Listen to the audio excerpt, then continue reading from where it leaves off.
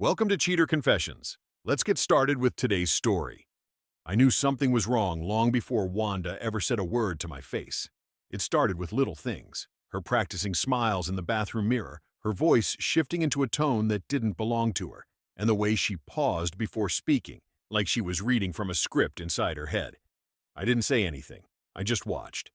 One evening I came home earlier than usual.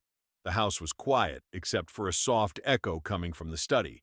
Wanda thought I was working late, so she didn't bother closing the door all the way. I was halfway down the hall when I heard her say, "Let me try it again, but softer this time." I stopped. Inside, she sat in front of her laptop on a video call with her friend Denise and some online relationship coach who spoke like she was running a seminar. The coach told Wanda to deliver the line with a warm expression, not anger. "Smile when you say, 'Take a break,'" the woman instructed. "It will confuse him. He'll panic. That's when you gain control." Wanda nodded like a student memorizing a lesson. "So, Roger, I think we should take a break. But with kindness?" "Exactly," the coach replied. "People surrender faster when they think you're calm." Denise added, "Do it in front of others. That way he can't argue. He'll look guilty if he pushes back." They talked like I was a problem to solve, not a person. They discussed timing, tone, and how Wanda should be the one who looked composed, so the blame naturally fell on me. Wanda even rehearsed the line again with a gentle smile. I listened to every word without making a sound, not angry, not shocked, just done. The moment Wanda said the word break with that smile, something clicked inside me. If she wanted that word, she would have it, but not the way she expected. Not temporary, not strategic, not a test. If she brought it to me with a performance, I'd make sure it became permanent. I walked back down the hall quietly, already planning my next move. After that night, I didn't bother pretending everything was fine. I didn't confront Wanda either. There was no point. She had already chosen strategy over honesty, rehearsal over conversation. So I chose something of my own: silence and preparation. The next morning, while Wanda was in the shower, I checked the shared tablet we used for grocery lists and travel plans. Her messages with Denise were right there, long threads full of advice that sounded more like instructions on winning a debate than saving a marriage. Hold the emotional ground. Make him feel responsible. Don't let him steer the conversation. Stay calm and he'll fold. Denise treated marriage like a sport. Wanda followed every suggestion like it was a playbook. None of it surprised me after what I'd heard the night before. I took screenshots and emailed them to myself. Not for revenge, just clarity. Later that day, I called my brother Gary. We weren't the type to talk about feelings, but he listened without interrupting. When I finished, he let out a long exhale. "Roger, if she pulls this stunt, you end it clean. No waiting. No hoping she'll undo it. Make it final." "That's the plan," I said. He paused. "You sure you're ready for that?" I was ready the moment she smiled while planning it. Gary didn't need more explanation. That evening, Wanda acted cheerful. She asked about my day, cooked dinner, and kissed me on the cheek. It all felt rehearsed, like she was practicing the warm tone she would use when she delivered her big line. While she cleaned up the kitchen, I reviewed the house deed. My name alone. I checked the joint bank account and confirmed I could separate the finances quickly. I found a small apartment nearby that offered month-to-month rent and reserved it quietly. Then I packed sentimental items, photos, documents, keepsakes, and moved them to a storage locker. Wanda drifted around the house humming, unaware I was already halfway out the door. I didn't rush, I didn't panic, I didn't question myself. If she wanted to test the marriage, I would give her the result, without argument, without hesitation. Everything was lined up. All I had to do now was wait for her to say the line she had practiced so many times. The week before everything came crashing down, Wanda suggested we host a small dinner. She brought it up casually, like she was offering to order takeout. "Roger, what do you think about having a few people over Saturday night? Something simple. Just dinner with friends?" Her voice was light. "Who's coming?" I asked. "Oh, Denise, of course, and maybe Lena and Paul from next door." She tried to sound spontaneous, but she had already coordinated it. I could hear it in her tone. I nodded. "Sure." She smiled and walked away relieved, thinking her plan was moving forward without a hitch. The break speech was coming. Saturday night. in front of witnesses, just like the coach told her. For the next few days, Wanda floated around the house with a soft, almost serene expression. She was overly kind, overly calm, overly helpful. Everything about her behavior felt like she was saving her energy for the performance. I didn't push back. I didn't change anything. I let her believe she had perfect control of every piece on the board. The night before the dinner, I sat at my desk and opened the folder where I kept my documents. I reviewed the lease for the apartment I'd secured. The lawyer appointment was set. The financial separation steps were ready. My overnight bag was in the trunk of my car. Wanda peeked into the room. "Are you coming to bed?" "In a minute," I said. She leaned on the doorframe. "I just feel good about us lately. You seem lighter." It almost made me laugh. Her plan was supposed to push me toward desperation. Instead, it pushed me toward clarity. Saturday arrived quietly. Wanda spent the afternoon cleaning, arranging plates, prepping food. She changed her outfit. Denise texted her every hour with lines like, "Stay calm and own the moment." I watched from a distance, detached but present.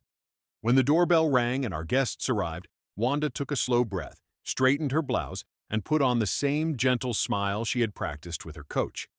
She thought she was setting the stage. So did I. Dinner went smoothly at first, too smoothly. Wanda was attentive, passing dishes, laughing at jokes, and touching my arm every few minutes like we were on a talk show pretending everything was perfect. Denise watched her closely, waiting for the right moment. Lena and Paul were just happy to be invited, unaware they were part of a setup. After dessert, Wanda cleared her throat. I knew the signal. She placed her hand gently on the table, gave me that soft, controlled smile she had practiced so many times, and said, "Roger, I think we should take a break." There it was, delivered exactly the way the coach instructed.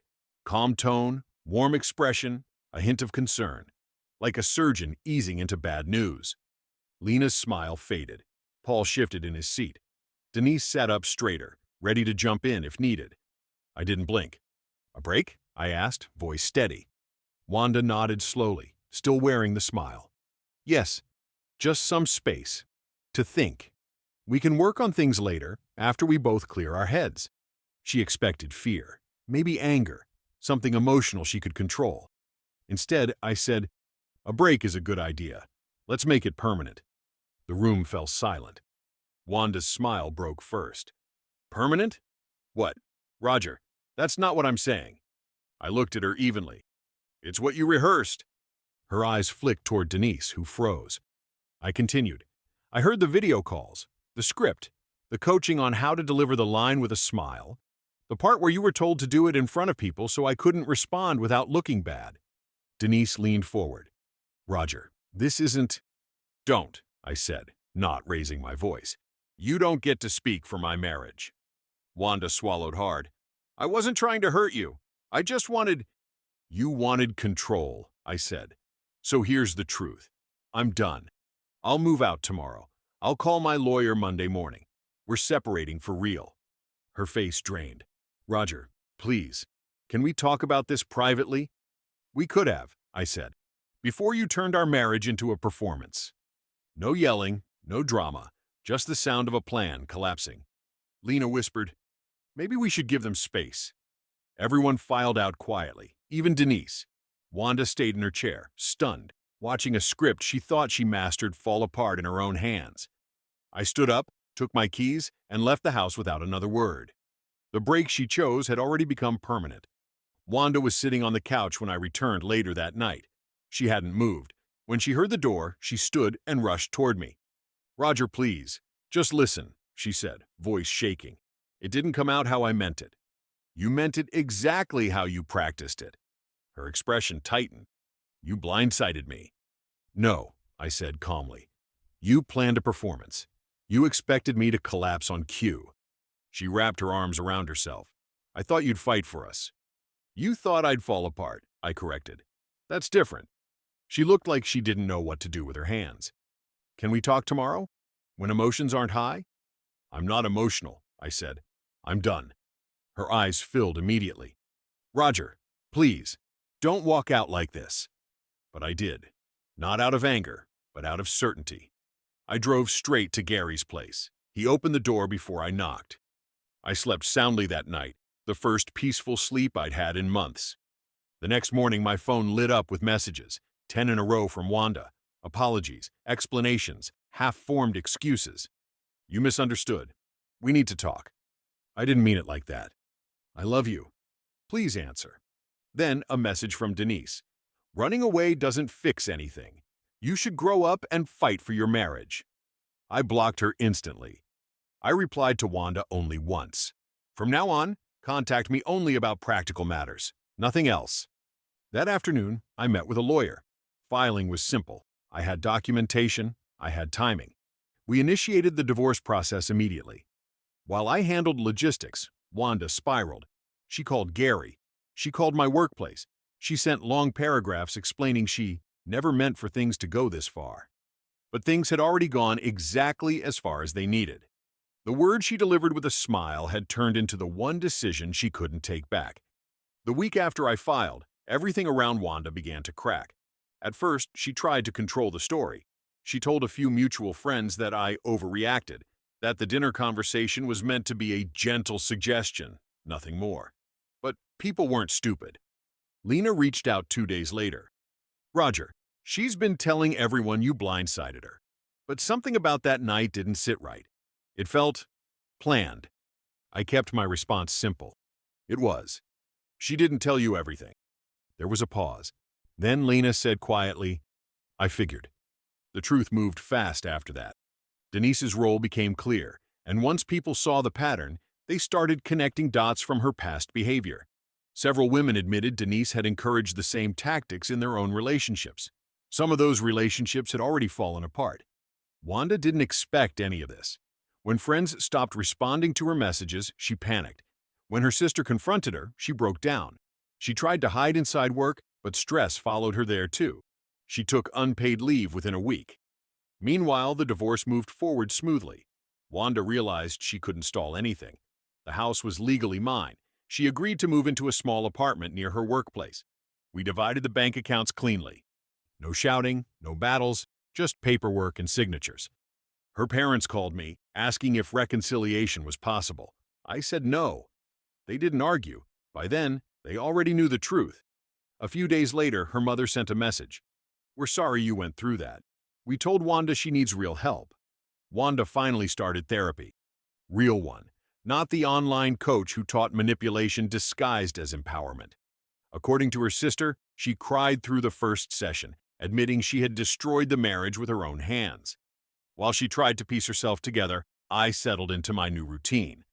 Wanda's world felt like it was shrinking. Mine finally had space. 3 months after the divorce was finalized, life felt steady again. No drama, no rehearsed conversations, no guessing games. Around that time, I started seeing Helena. We met at a small bookstore near my place. She asked if I'd read a title I was holding, and the conversation just flowed. She was direct, calm, and funny in a grounded way. She didn't hint, test, or play. Talking to her felt like stepping into fresh air. One afternoon, I saw Wanda standing near the sidewalk. She looked smaller somehow, not physically, but in the way someone does when they're carrying too much inside. She gave a hesitant wave. Roger, could we talk? I didn't owe her anything, but I also didn't hold anger anymore. 5 minutes, I said. We walked to a quiet bench nearby. She sat first, hands clasped tight. I'm not here to ask for anything, she said softly. I just need to apologize. Properly this time. I nodded for her to continue. I thought I could fix our marriage by controlling it, she said. I thought a break would scare you into trying harder. It was stupid. I see that now. I've been meeting with a therapist every week. I'm trying to untangle why I believed manipulation was the answer to anything. Her voice cracked, but she held herself together. I ruined a good thing, she said. And I know I don't deserve a second chance, but I wanted you to know I'm trying to be better. I looked at her calmly. I appreciate the apology. But you're right. There's no going back. She nodded, a small, painful acceptance. I figured. When you smiled and said break, I told her, you ended the marriage. I just honored the word you chose. She didn't argue. She just wiped her cheek and whispered, I'm sorry, Roger. I hope you find what you need, I said. We stood. No false promises. Just closure. That evening, I sat on my balcony drinking coffee. Helena texted, "Still on for dinner tomorrow?" "Absolutely," I replied. Wanda's break had become permanent the moment she tried to weaponize it. Walking away wasn't revenge, it was clarity. And clarity was the first thing I'd had in years. Thank you for watching.